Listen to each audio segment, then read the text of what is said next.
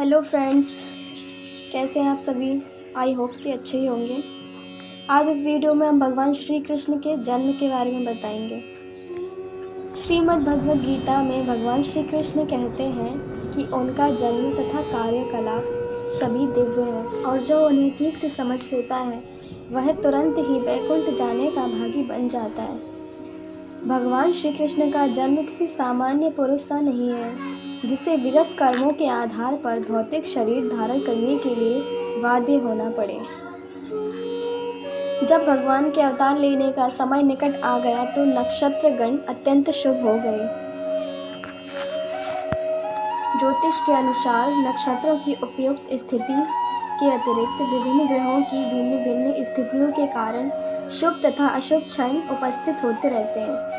श्री कृष्ण के जन्म के समय सारे ग्रह स्वयमेव इस तरह स्थित हो गए कि सब कुछ मानो शुभ बन गया हो।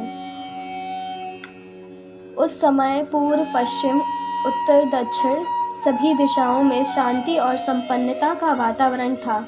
आकाश में शुभ नक्षत्र दिख रहे थे और पृथ्वी पर सभी नगरों तथा ग्रामों गोचरों में जन जन के मन में सौभाग्य के लक्षण दृष्टिगोचर हो रहे थे।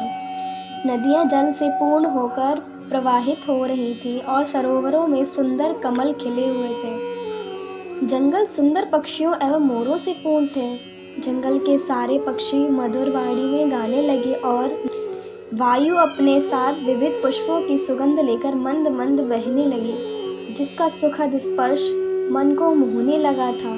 जो ब्राह्मण अग्नि में यज्ञ करने के अभ्यस्त थे उन्हें आहुति के लिए अपने अपने घर अत्यंत सुहावने लगने लगे। आसुरी राजाओं के उत्पातों के कारण ब्राह्मणों के घरों में हवनादि यज्ञ लगभग बंद हो चुके थे, किंतु अब उन्हें शांतिपूर्वक यज्ञादि करने के अवसर प्राप्त हो रहे थे।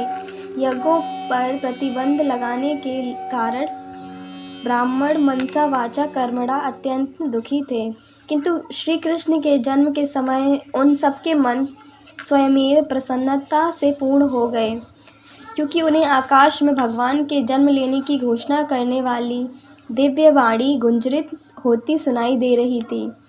गंधर्व और किन्नर लोक के वासी गाने लगे तथा सिद्ध और चारण लोक के वासी भगवान श्री कृष्ण की सेवा में प्रार्थनाएं करने लगे। स्वर्गलोक में देवता तथा विद्याधर अपनी अपनी पत्नियों के साथ नाचने लगे। ऋषि मुनि तथा देवता प्रसन्न होकर फूल बरसाने लगे।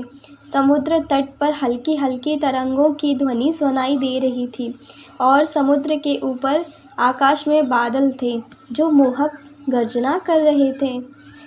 जब ऐसा संयोग उपस्थित हो गया तो घट घटवासी भगवान श्री विष्णु अंधेरी रात में भगवान के रूप में देवकी के समक्ष प्रकट हुए, जो एक देवी जैसी लगती थी की तुलना रात्रि के समय पूर्व दिशा में उदित होने वाले पूर्ण चंद्रमा से की जा सकती थी। यहाँ यह आपत्ति उठाई जा सकती थी कि चूंकि भगवान श्री कृष्ण अष्टमी के दिन उत्पन्न हुए, अतः उस दिन पूर्ण चंद्रमा